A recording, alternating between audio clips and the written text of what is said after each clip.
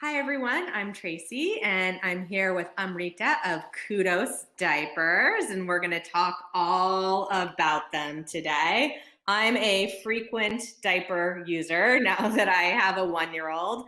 And if I'm like you guys, I'm sure one of your burning questions and problems is how do you get diapers not to leak, right? Especially at night. And not get diaper rash and sensitive skin babies and all of those things. And I've certainly been through it all recently.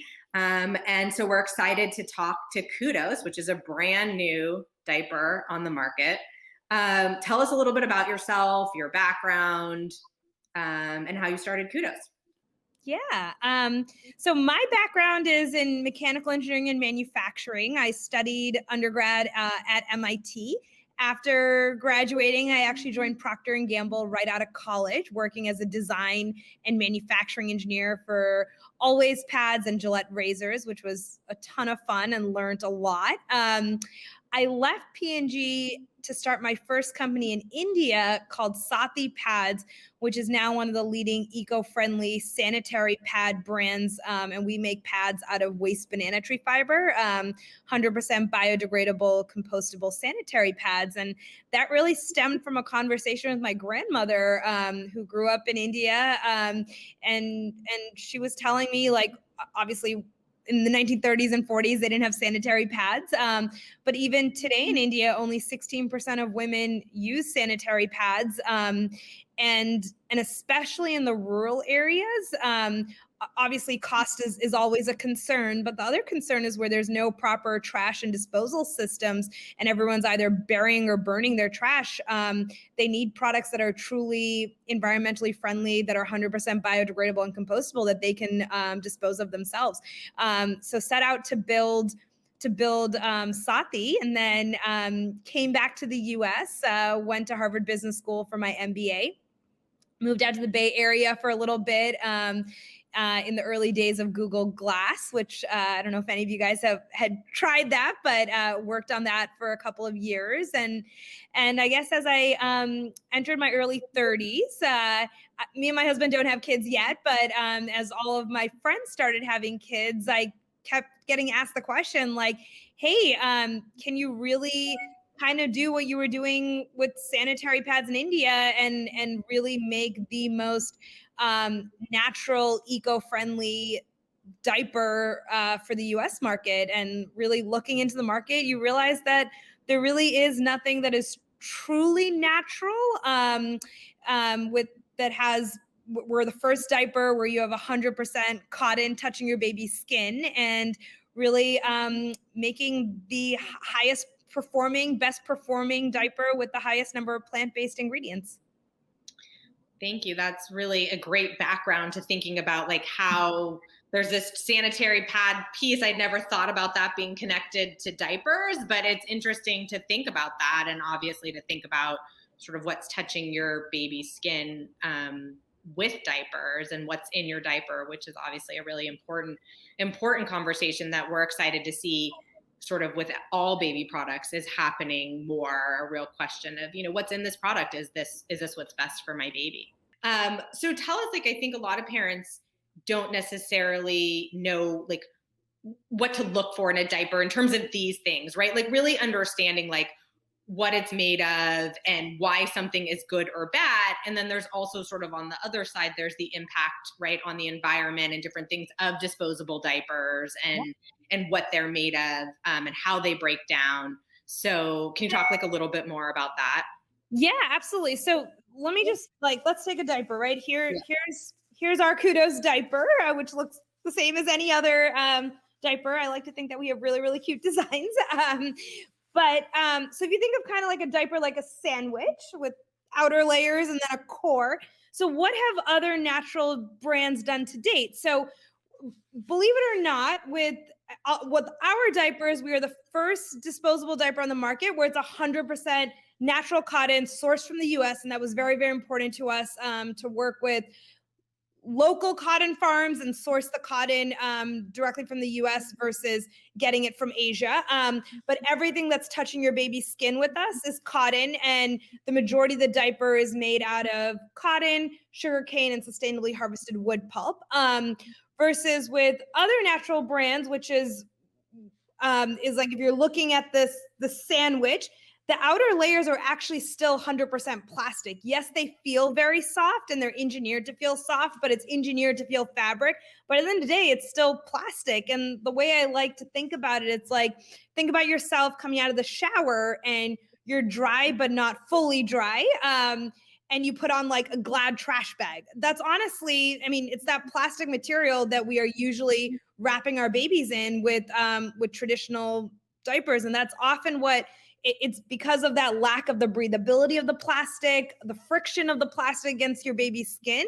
That's often what is one of the leading reasons and what causes diaper rash. So that's really what we've tried to do differently is really get rid of as much of the plastic from the diaper as we can. And we're very proud that we have 4 times the number of plant-based materials than the leading disposable diapers. And the other thing is we're just really not willing to compromise on performance. And the 3 biggest pieces of feedback that we've been hearing is the softness, and it's just the natural materials and how soft they feel, the lack of diaper rash, and the absorbency and how well that they're able to stand up overnight. No diaper's perfect, and every baby is different. The fit on every baby is different. So, but we're really trying our best to push the industry and do everything we can. Yeah, it's interesting you mentioned fit too, because I found that a lot. Sometimes like the issue with is not even the diaper. It's like that we're not putting it on the right way, or we should size up at night because we just need a bigger diaper. And I think, sometimes we're just like not even realizing that we haven't done what we should have done. Like if it leaks a certain way, or we were definitely needed like a bigger diaper at night and needed to pull up the front more because of like he's a stomach sleeper versus a back sleep, just sort of different, right? And so exactly. There's technicalities to diapering that like you wouldn't even necessarily think about. Yeah. I mean, I think you kind of nailed it, right? So it's like, I mean, the diaper brand can try and do the best they can, but at the end of the day, every body type is different. And so, and fit is a huge thing, right? And that's something that like we always call out for parents to look for, because oftentimes the biggest cause of leaks is not sizing up early enough, is that the diaper is too tight or the baby is grown and you just need to size up earlier rather than later, especially overnight. Yeah.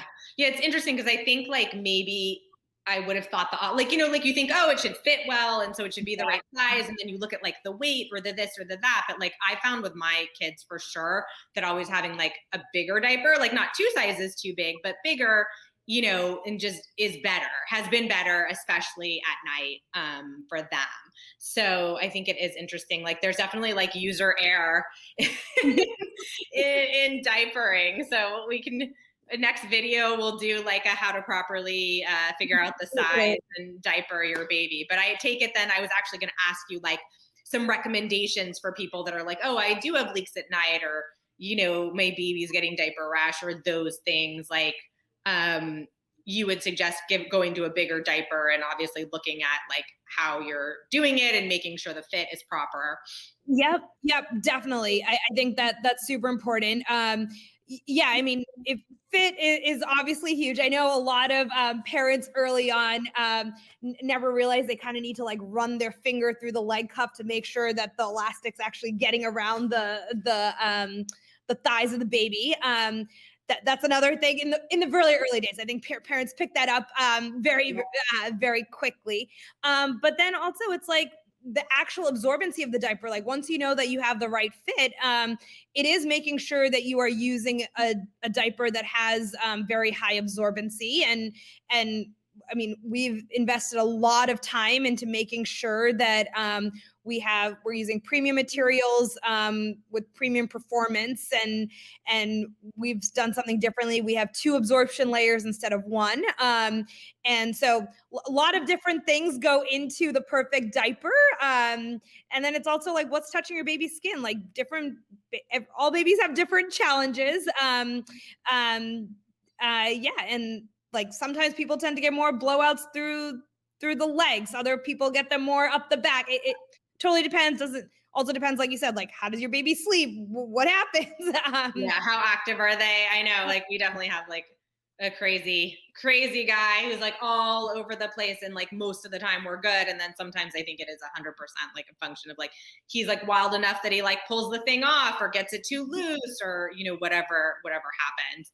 Do you have like complementary products? Like, what would you recommend to people, like diaper rash creams? Like, are there other things that you like that that you think people, or that you would recommend? I don't have like specific product recommendations. I think there's obviously like what we're finding is that a lot of people that are using our diapers, because of the breathability of cotton, are not getting diaper rash. So that I would say is like probably like one of our, I mean, the cotton is our most differentiated factor with our diapers. So yes, so generally speaking, like, I mean, we kind of preach this and live our lives by this, by using products that tend to have the cleanest ingredients, the least amount of plastic. And so we're always pushing, not just with our products, but with products that other baby products, to really look for the cleanest, most natural and safest products for your baby's skin. It's like, yeah, you don't want plastic touching you. You don't want it touching your baby either.